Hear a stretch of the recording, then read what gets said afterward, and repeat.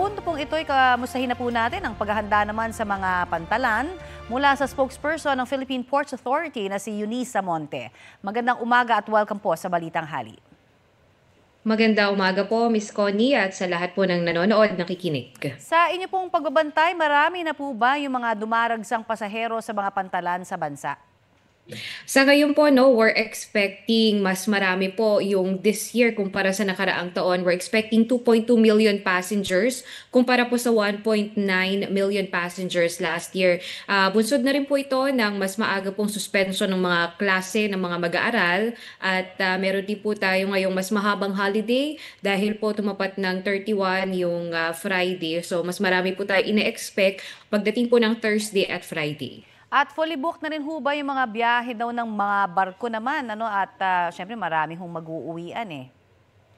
Good news po, sa ngayon po wala pa po tayo na monitor na fully book ng mga biyahe, pero ang advice po natin sa mga pasahero natin, kung mas maari po, mas maaga ay makapag-book na po sila online para po bago mapuno at bago magkaroon ng mahabang pila ay meron na po silang siguradong ticket. Opo, pero yung iba ho kasi talagang hindi techy at talagang sadyang pumipila pa rin sa mga pantalan.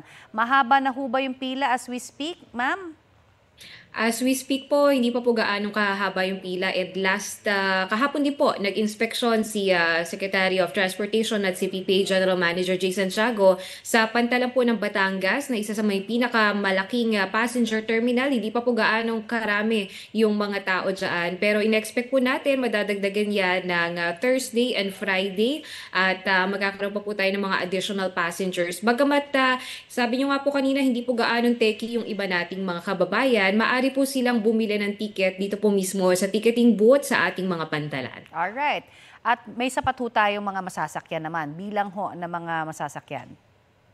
Tama po, meron po tayong relaxation sa mga barko. Ibig sabihin po niyan, mas nadagdagan po yung mga barko natin dahil po nadagdagan din yung ating mga pasahero. So, ang ating pong ine-expect actually, mas maraming pasahero kaya nakikipag-coordinate tayo sa Marina, sa mga shipping lines and sa Philippine Coast Guard para sa karagdagang barko po. Alright. In terms of security, ma'am, ano ba ang mga ginagawa na mga direktiba para po sa ating mga pantalan at may mga sapat din ho ba tayong magbabantay doon?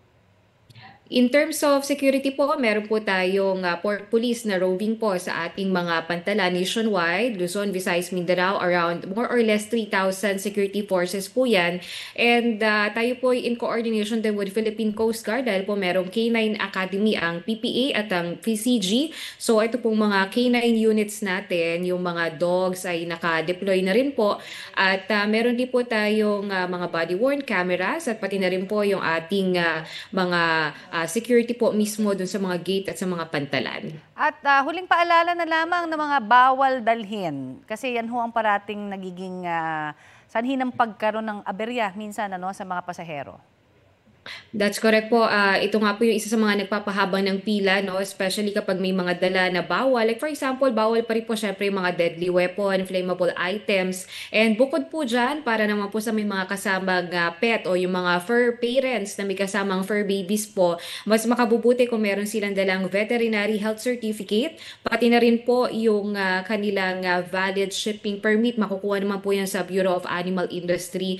And mas maigi na rin po kung hindi na ganun karami yung kanilang dala dahil lahat po yan ay dadaan sa x-ray machine at baggage scanner. So mas marami pong security ngayon na pagdadaanan dahil mas marami pong tao.